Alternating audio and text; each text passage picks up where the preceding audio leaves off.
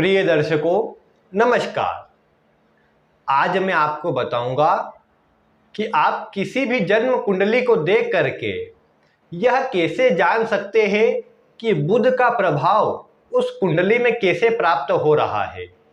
बुध शुभ परिणाम दे रहे हैं या फिर अशुभ परिणाम दे रहे हैं, और अपनी महादशा या फिर अंतरदशा में बुध किस तरह का प्रभाव देंगे, यह भी आप आज की वीडियो को देख करके जान जाएंगे। इसके पूर्व शुक्र के अतिरिक्त अन्य सभी ग्रहों की मैंने आपको जानकारी दी है। यह श्रृंखला में मैं आपको मुख्यतः ग्रहों का कैसा प्रभाव आपको सामान्यतः मिल रहा है उसकी जानकारी दे रहा हूं। जो नए दर्शक इस वीडियो से पहली बार जुड़े हैं, उन्हें बता दूं कि सामान्यतः से मेरा आशय बस यही है कि इस वीडियो में मैं केवल बेसिक जानकारी आपको दे रहा हूं, और एक वीडियो में यह संभव भी नहीं है कि मैं आपको सभी जानकारी एक साथ प्रदान कर दूं। इसीलिए उन दर्शकों को ध्यान में रखकर यह वीडियो बनाई जा रही है जिन्हें ज्योतिष की पूरी तरह ज्यादा नॉलेज नहीं है। इसीलिए मैं पहले बेसिक जानकारी दे रहा हूं ताकि इसे सब समझ ले, और आगे जब मैं इसे एडवांस लेवल पर बताऊंगा तो वहां पर समझने में कोई आसानी मुश्किल ना हो। इसीलिए आप इस वीडियो को ध्यानपूर्वक देखें। निश्चित ही बेसिक जानकारी दे रहा हूं, लेकिन फिर भी यह जानकारी बहुत उपयोगी है, और आप देखेंगे कि जो जानकारी, जो स्थिति आज बुध की निकल के आएंगी, वही आपको जीवन में उस तरह की मिलती भी नजर आएंगी। अंतरदशा महादशा में बुध का वैसा ही परिणाम फिर प्राप्त भी होगा। तो इसीलिए वीडियो बहुत ही उपयोगी होने वाली है। आज ये इस श्रृंखला की सेकंड लास्ट वीडियो है। अंतिम वीडियो शुक्र की होंगी जो आपको कल प्राप्त होंगी। आपको सर्वप्रथम मैं ये बता दूं कि आपको किस किस प्रकार से इस बुध का प्रभाव निकालना है। आपको सबसे पहले मैं भाव के अनुसार बताऊंगा बुध की स्थिति किस प्रकार की है, उससे कुछ अंक आपको प्राप्त होंगे। फिर आपको मैं राशि के अनुसार बताऊंगा, उस राशि के अनुसार बुध को कुछ अंक प्राप्त होंगे, और अंत में ग्रह स्थिति के अनुसार आपको कुछ अंक बुध के साथ में जोड़ने रहेंगे। इन तीनों ही अंकों को जोड़ करके जो परिणाम निकलेगा वह आपकी बुध की स्थिति बताएगा। किस प्रकार, आइए मैं आपको एक एक करके बताता हूं। सबसे पहले आप एक लग्न कुंडली को अपने सामने खोल करके बैठ जाइए। आप उदाहरण के लिए ये एक लग्न कुंडली देख पा रहे हैं। इस लग्न कुंडली में कोई भी अंक नहीं लिखा है, केवल लग्न लिखा है, उसके साथ में प्रथम भाव लिखा हुआ है। प्रथम भाव, द्वितीय भाव, तृतीय भाव, इसी प्रकार कुंडली के द्वादश भावों के केवल नाम लिखे हुए हैं। यह इसलिए कि जिन्हें ज्योतिष का ज्ञान नहीं, जिन्हें यह नहीं पता है कि 12 भाव किसे कहते हैं, उनके लिए मैंने ये लिख दिया है। आपको अपनी लग्न कुंडली अपने सामने रखनी है और सिर्फ ये देखना है कि बुध उसमें किस भाव में बैठे हैं। भाव के नाम आप देख पा रहे हैं, इसमें से किस भाव में आपके बुध बैठे हैं। किसी भी नंबर पर, किसी भी अंक पर हो सकते हैं, उस पर आप ध्यान न दें। आप देखिए किस भाव में आपके बुध बैठे हैं। बुध अगर आपकी कुंडली में पहले भाव में, प्रथम भाव में होंगे, द्वितीय भाव में होंगे, चतुर्थ भाव में, नवम भाव में या एकादश भाव में अगर बैठे होंगे, तो ये बुध आपको शुभ परिणाम अधिक देने का कार्य करेंगे। इस बुध के परिणाम से आपको जीवन में देख पाएंगे कि इसका परिणाम सुखद मिलेगा, और आप अपने बुद्धि विवेक से अच्छी तरह कार्य कर पाएंगे। अगर इन भावों में आपके बुध है तो इस अवस्था में बुध के लिए आप कुल 40 अंक उसे दे सकते हैं। इन भावों में बुध के होने पर शुभ स्थिति बनती है, इसीलिए बुध यहाँ अच्छा परिणाम देते हैं, और इसीलिए आप बुध को कुल 40 अंक प्रदान कीजिए।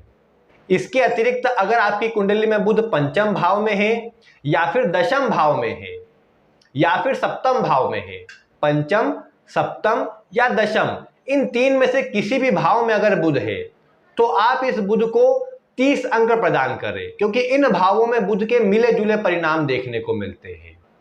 तो इसीलिए आप इस बुध को 30 अंक प्रदान कीजिए। और इसके अतिरिक्त जो भाव बच गए हैं, उनमें अगर आपके बुध है तो आप उस बुध को 0 अंक प्रदान कीजिए, क्योंकि उन भावों में बुध कहीं ना कहीं कमजोर होते हैं, अपना पूर्ण प्रभाव नहीं दे पाते हैं। इस प्रकार आपने भाव की स्थिति के अनुसार अपने बुध को अंक दिए। बुध को 40 अंक, 30 अंक या 0 अंक प्राप्त हो रहे होंगे। उसको आप जो भी अंक आपको प्राप्त हुआ है उसे आप एक स्थान पर लिख करके रखें या अपने ध्यान में बनाए रखें, उसकी आवश्यकता आगे बढ़ने वाली है। इसके बाद आप ये देखिए, जहां पर भी जिस भी भाव में आपके बुध है वहां पर कौन सा अंक लिखा है। 1 से लेकर के 12 का अंक बुध जहां बैठे हैं वहां लिखा हुआ हो सकता है। ये अंक राशियों को प्रदर्शित करते हैं। आपको यह देखना है आपके बुध किस राशि में है, उसी के अनुसार आप देख पाएंगे बुध का प्रभाव आपको प्राप्त होगा। आप देखिए, अगर आपके बुध 2 नंबर पर, 3 नंबर पर, 5 नंबर पर, 6 नंबर पर, 7 नंबर पर या फिर 10 के नंबर पर लिखे हुए हैं, तो ये बुध आपको सामान्यतः अच्छा परिणाम देने वाले हैं। इन राशियों में बुध मजबूत होते हैं, तो ये बुध इन राशि में होकर के अपना विशेष शुभ फलों को बढ़ाते नजर आते हैं।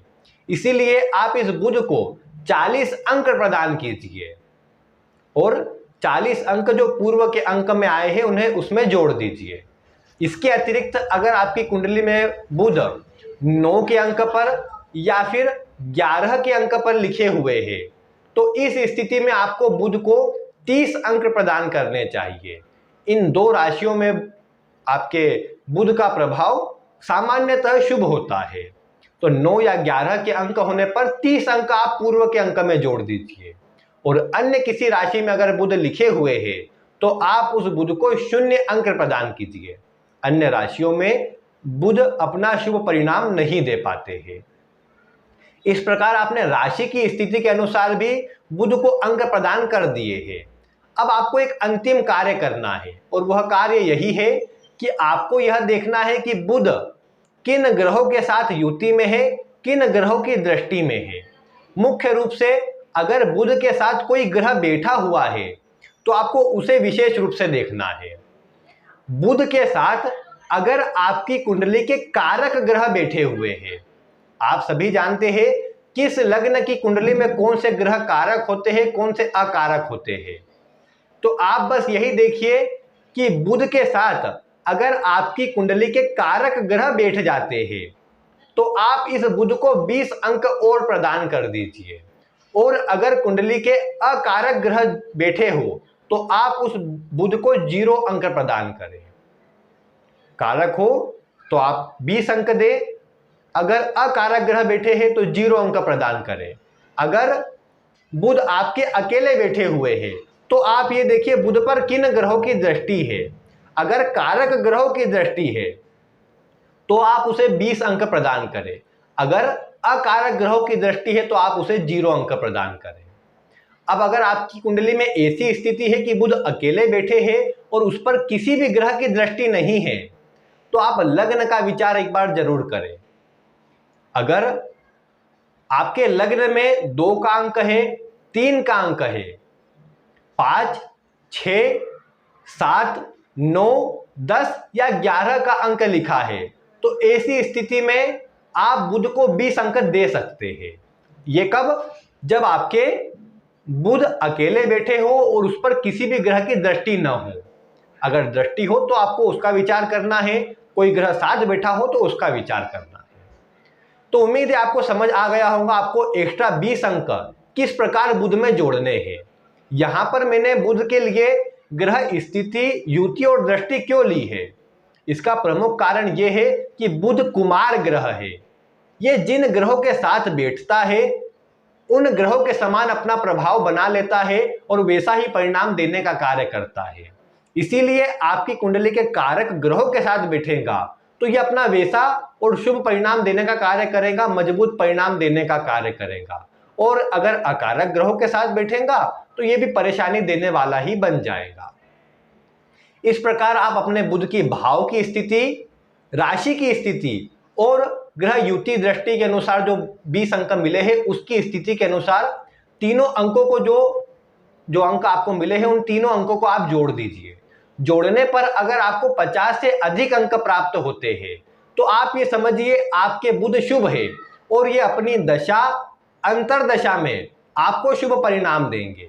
और इसके ठीक विपरीत अगर आपको 50 या उससे कम अंक प्राप्त हुए हैं तो आप ये समझिए आपके बुध कमजोर है और ये कहीं ना कहीं आपको थोड़े अशुभ परिणाम अधिक देते नजर आएंगे। और इसके लिए आपको विशेष रूप से बुध के उपाय अवश्य करते रहना चाहिए।